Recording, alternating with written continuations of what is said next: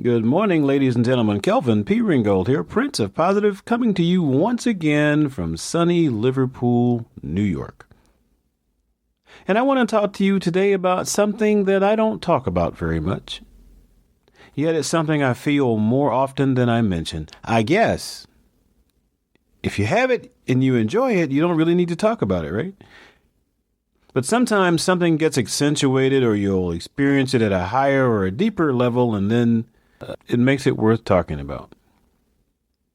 So today, what I'd like to talk to you about is peace. Peace, calm, contentment. And by the way, don't listen to this podcast if you're driving or operating machinery where you need to pay attention. All right? I had an unusual experience. I woke up this morning in an easy fashion. It was like the dimmer on a light switch. I woke up, just barely, laid there for a few minutes, arms and legs outstretched across my king-size waterbed. Yes, I'm that guy. The last guy on the planet, I think, to still have a waterbed, heated, full wave even. And as I gently awakened, that dimmer switch slowly turned up. The sun that was shining into my bedroom gradually got a little brighter, until it seemed like the room was flooded with this perfect white light. I'm laying there feeling completely at peace.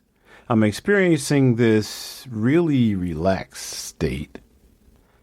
I'm not even hearing any sound.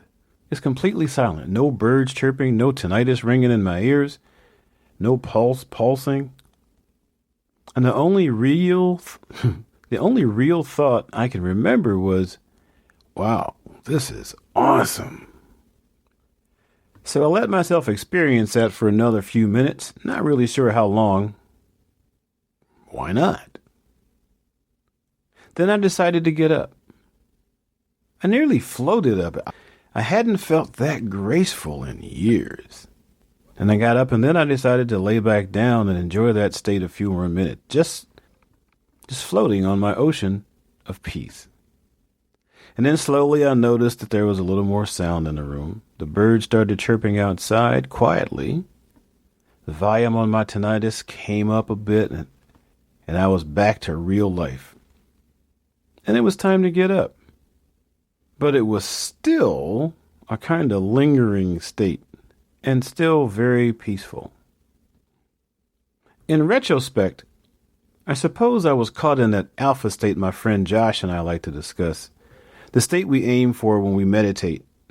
There's a lot to that conversation, too much for this podcast for sure, but this was the first time in a very long time that I woke up slowly enough to consciously enjoy the state of waking up, and let me say that I wholly recommend it.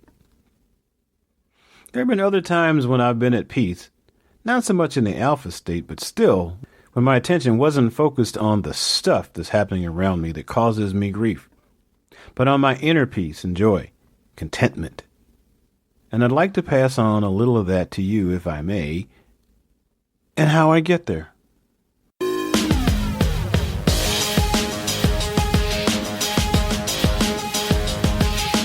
Welcome to the Intensely Positive Podcast with your host, Kelvin P. Ringgold.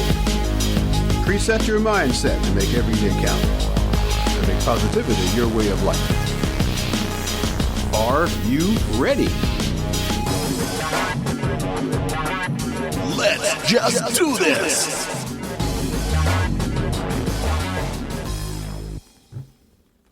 You know, there will always be things happening in the world, close and not so close, that create unpleasant pictures in our minds. And as humans, we'll react to those internal images and movies and the emotions that they invoke. More of us suffer from imaginary ills and slights than from actual slights. One of the methods that we can use to combat that is to tune in to ourselves. There are several rules at play, or maybe I should call them guidelines, when we do this. But one of the rules is that our brain can only focus on one thing at a time. So if we really focus our thoughts on something, it actually blocks out other thoughts.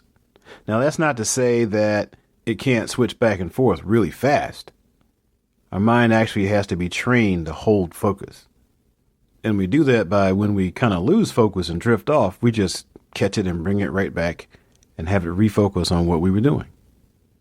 So when you start meditating, a lot of people have been told to just clear your mind of thought. Just clear your mind, which in my experience is virtually impossible. Yo, mind, clear, zip, zero, erase. Doesn't work for me. So what works much better is to focus on one thing in particular. And since you can only concentrate on one thing at a time, this tends to block other thoughts. For instance, let's just try this a bit. And this is one reason why you shouldn't be driving or riding a bicycle or a motorcycle or anything else when you're trying this, all right? But for now, just have a seat, sit comfortably somewhere. A lot of people in the meditation world like to sit down cross-legged. That drives me crazy. I can't do that. But I have a really nice armchair in my room that's very, very comfortable, and I sit in it. And I just kind of lean back and get comfortable, put my hands on my legs, just kind of let them rest there. So get in whatever comfortable position you can, and then concentrate on this. Concentrate on feeling the connection of your hair follicles to your scalp. No, don't laugh that off. Sit back, because if you do it, if you concentrate on it, you can actually feel where your hair connects to your head. And it's kind of an interesting feeling. So try that.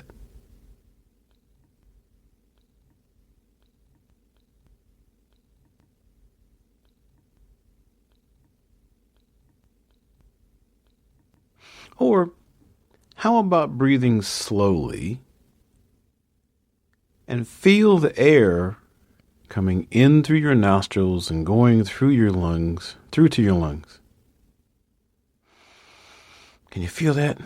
In your nose, it goes through your head, into your throat, down into your lungs, and feel it every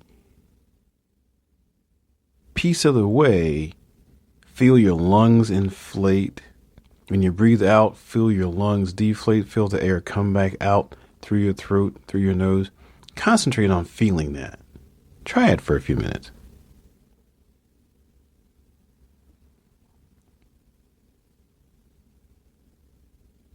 Can you feel it making that trip? Feel the air along that path?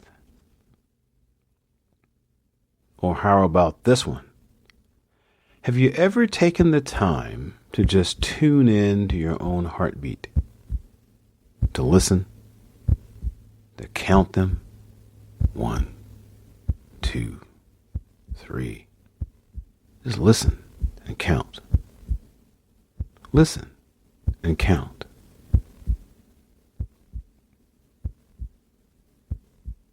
And you know, a heartbeat is one of the most soothing sounds on the planet. You know that? That's why when you have a baby, you can put that baby laid up against mom's chest, here's a heartbeat, and the baby just cools right out. Blum, blum, blum, blum. Feel your heartbeat. Feel your pulse. Feel your heartbeat.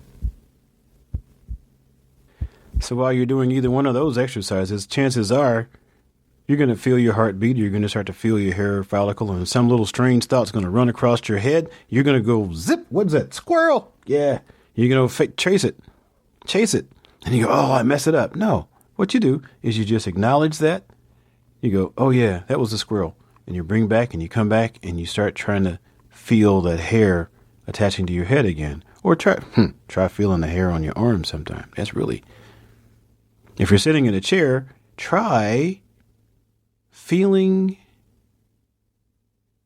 each part of your body against the chair. Just trace your body, your back if you're sitting up, and then your buttocks, your legs, on down your legs. Sometimes one of the exercises is to tense each muscle as you go down.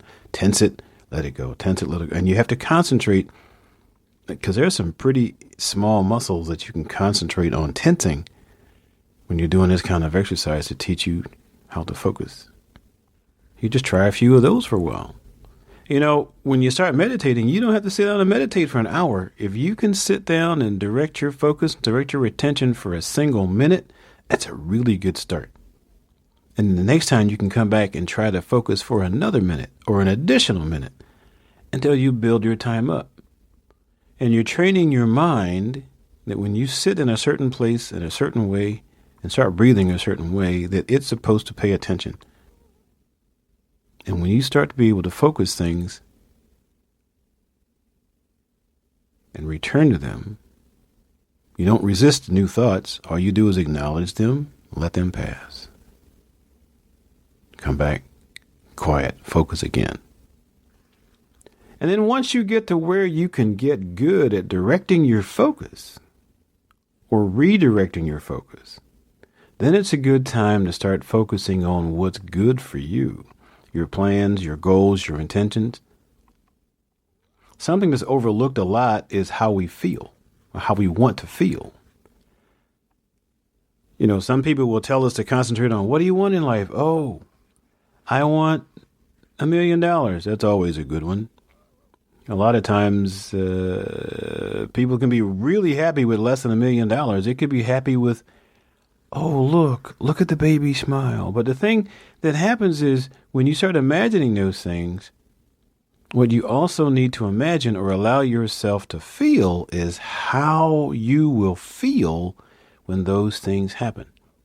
When you choose something that's supposed to make you feel good, supposed to make you happy, supposed to make you feel safe, supposed to make you feel warm, when you start focusing on that in your mind and you imagine having it, one of the best things you can do is also to imagine how you would be feeling once you get it, because feelings and emotion are what set things into motion.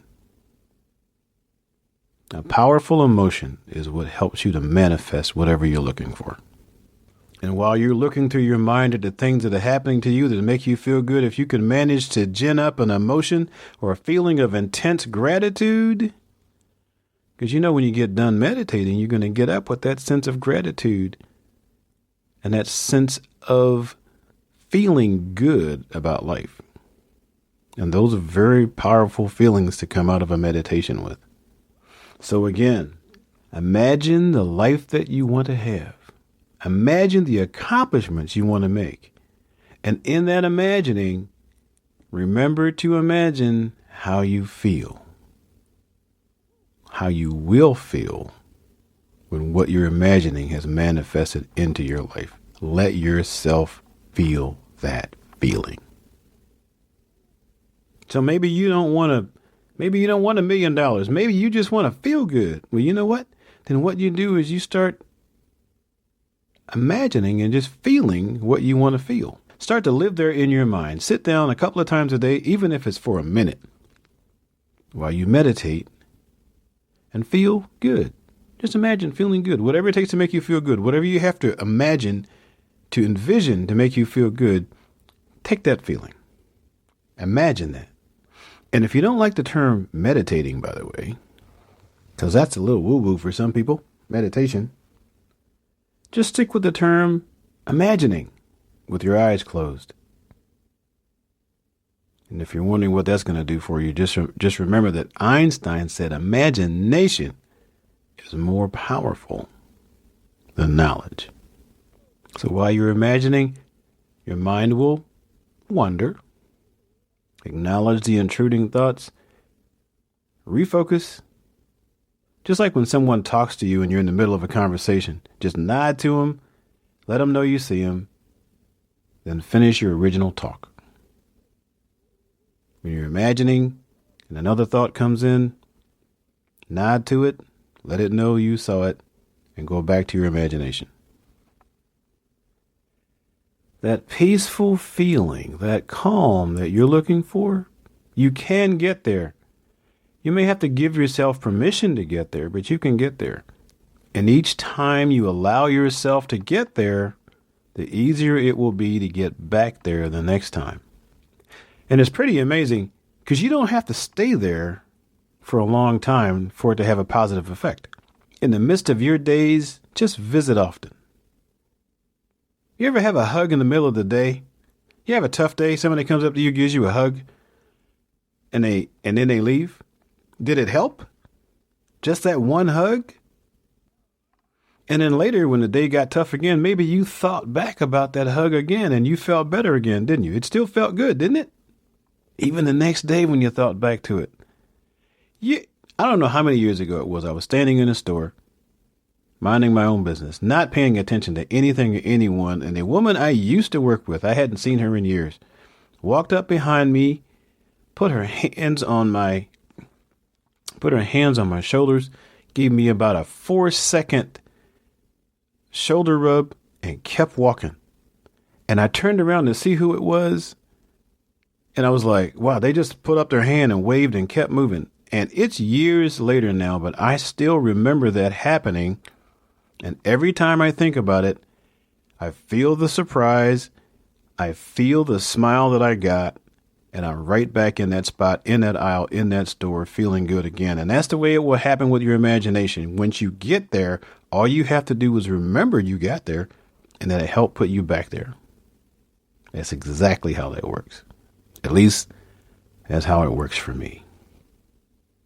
So peace, calm, contentment.